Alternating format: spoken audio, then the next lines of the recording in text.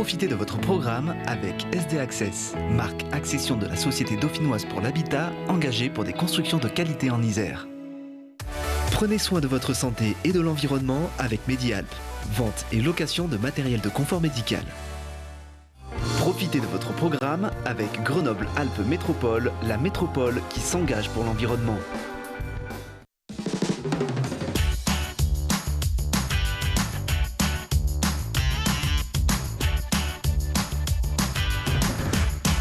Bonjour à tous, bienvenue dans votre émission 6 minutes environnement pour mettre en avant les initiatives du territoire en faveur de l'écologie.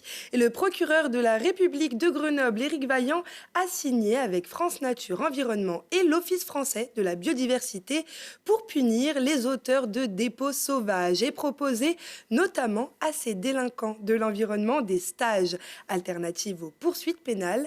À plus petite échelle, les délinquants de l'environnement laissent aussi des traces dans les stations de ski qui se dévoilent au beau jour. Exemple à Champs-Rousse pendant une journée propreté, Faustine Bassac.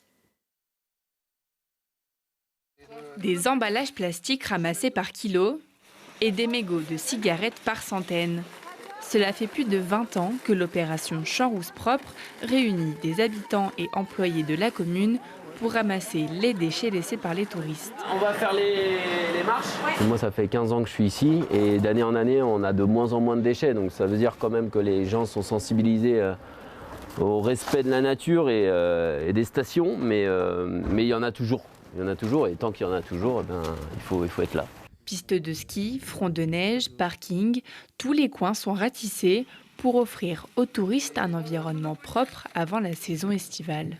On vit du tourisme, donc je ne dis pas qu'il faut accepter ce genre d'incivilité, mais ça fait partie des inconvénients des stations de tourisme. Depuis 2017, Champs-Rousse est labellisé Flocon Vert et garantit son engagement dans le développement durable, une démarche portée par l'association Mountain Riders dans l'objectif de réduire d'ici 2030 100% des déchets sauvages en montagne. Pour aller plus loin, l'association Mountain Riders a demandé aux signataires, ils ont créé une charte qui s'appelle la charte Zéro déchet 2030.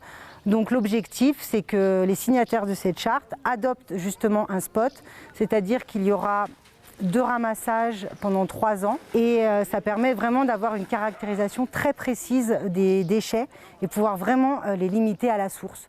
Une action importante pour sensibiliser les habitants et permettre à la nature de récupérer ses droits. En fait, là, on est au sommet de la montagne et on est au début de l'océan. En fait, c'est le début. Après, les déchets vont contaminer les torrents, les rivières, les fleuves et la mer. Donc, l'idée, c'est de récupérer le plus tôt possible pour éviter une contamination en aval. Et à la fin de la matinée, c'est l'heure de la pesée. 7,5 Déchets verts, métalliques ou dus à l'exploitation, au total, pas moins de 200 kilos ont été ramassés. Une prochaine journée de ramassage est prévue fin août. Pour réduire l'empreinte carbone, les participants sont priés de venir avec leurs propres sacs, gants et bouteilles d'eau. Un peu plus bas, dans la vallée du Grésivaudan, la station de traitement des eaux usées de Pontcharrat a ouvert ses portes au conseil municipal des jeunes. Pour une visite, ils savent désormais ce qui se passe pour l'eau qu'ils utilisent dans leur quotidien et comment en consommer moins. Jérémy Pinard aussi. Souvent associées aux mauvaises odeurs, les stations d'épuration travaillent au quotidien dans le traitement des eaux usées. Un travail omniprésent et essentiel, mais finalement que très peu connu.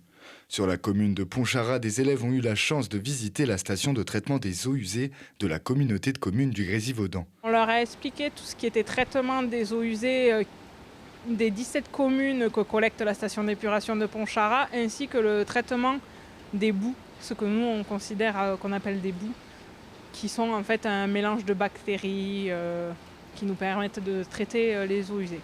Les stations d'épuration jouent un rôle majeur dans le cycle de l'eau. Elles permettent aux eaux polluées par notre usage quotidien d'être purgées de leurs déchets pour retourner en milieu naturel. Par jour, on est entre du 2300, 2400 mètres cubes jour jusqu'à là, avec les fortes pluies qu'on a eues par exemple en décembre, on est monté jusqu'à du 9000 mètres cubes jour. Des quantités astronomiques d'eau qui nécessitent un long processus de nettoyage en plusieurs étapes. Dans la phase de pré-traitement, on commence par filtrer les déchets solides ainsi que les graisses et sédiments. On dépollue ensuite l'eau en oxygénant le bassin afin que les micro-organismes, algues et bactéries puissent se développer et se nourrir des polluants présents, carbone, phosphore et azote. Il suffit ensuite de séparer ces micro-organismes appelés boues pour rejeter l'eau claire dans l'Isère. Les élèves présents lors de la visite ont eu l'opportunité de découvrir tout ce processus dans les moindres détails. C'est la première fois que je viens ici, j'avais jamais visité une station d'épuration et du coup j'ai compris comment ça marchait. On a appris qu'il ne fallait pas jeter n'importe quoi dans l'eau parce qu'après ça dégrade.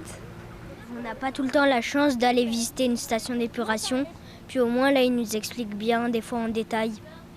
Ouais, c'était bien, on a bien aimé.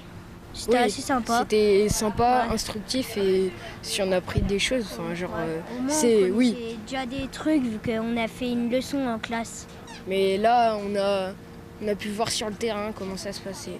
Habituellement fermée au public, la communauté de communes du Grésivaudan organise des visites pour sensibiliser et comprendre les enjeux de l'assainissement des eaux. Après le succès de cette première visite, la communauté de communes du Grésivaudan planche sur de nouvelles visites. 6 minutes environnement, c'est terminé. On se retrouve le dimanche à 19h. Très bonne semaine à tous.